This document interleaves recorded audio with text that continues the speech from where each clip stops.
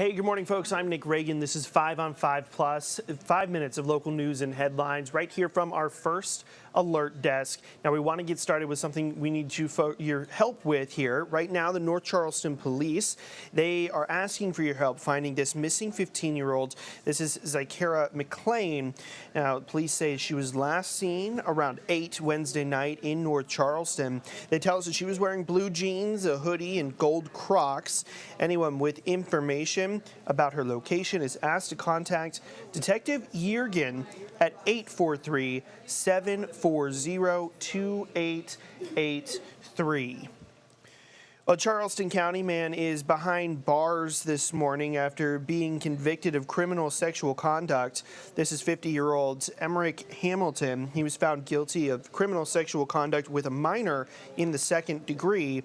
The trial testimony shows that back in 2019, Hamilton reportedly approached an 11-year-old girl, took her to his home, and then sexually assaulted her.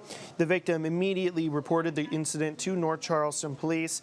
Nearly 2 years later, DNA from the victim's sexual assault kit matched Hamilton's profile in the law enforcement database. Hamilton was given the maximum penalty of 20 years behind bars.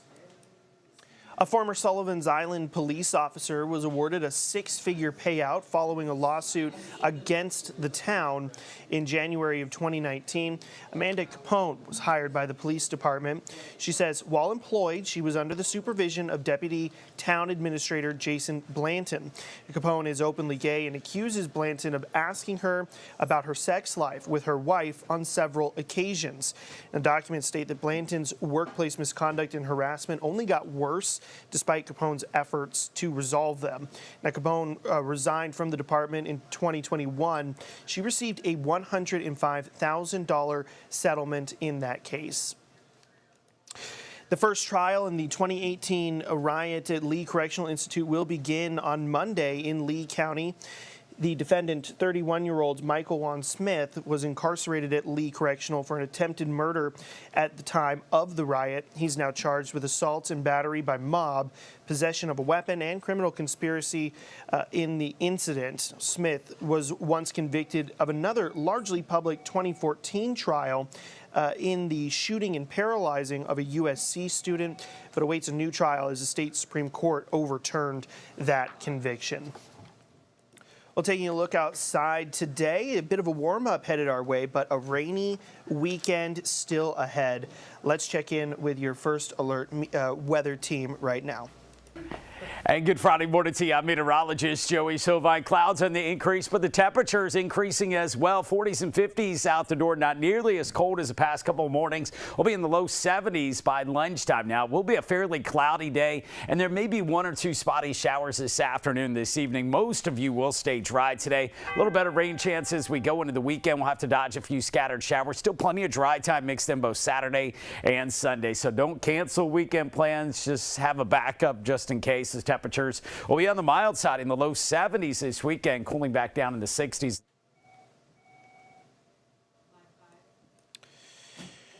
Well, if you were late for work this morning, this is probably why. This is the I-26. This morning, there is a car fire there between Ashley Phosphate and University Boulevard.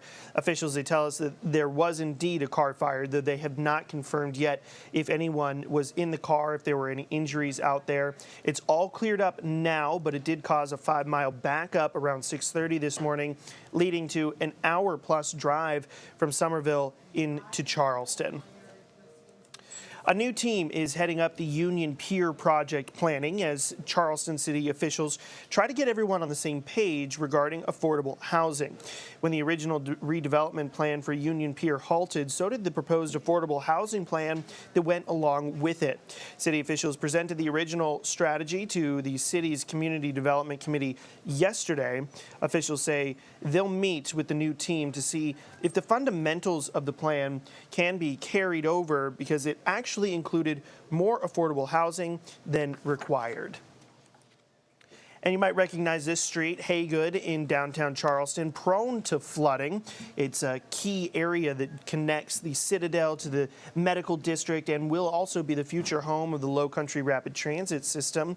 In an attempt to fix flooding, officials began a 6 to 9 month research and planning process to examine the road levels, sea level rise, mobility, and environmental conditions. They say the project could go in a few different directions, but will likely include elevating Haygood Avenue. Officials say they hope to break ground in 2 to 3 years. Still lots of stuff to come down there in that area. Now, before we go, a couple of notes here. Florida Governor Ron DeSantis, he'll be in Charleston tonight at the Citadel for the Citadel Republican Society dinner. We'll have a reporter there. We'll bring you the latest later on in the day. Also, another presidential hopeful, Marianne Williamson, she'll be in Mount Pleasant and Charleston today as well, starting at 12:30 in Mount Pleasant. She, of course, is a Democratic candidate running for the nomination. And then finally, George Santos, the Republican representative out of New York, his expulsion vote is expected sometime after 10:30 this morning. We already know that South Carolina Representative Ralph Norman has already said that he will not be voting to expel the New York representative, saying leave it to the people of New York to handle their own lawmakers. Well, that is the latest here from our First Alert Desk. This has been 5 on 5 Plus. You can find all of these stories and more on our website.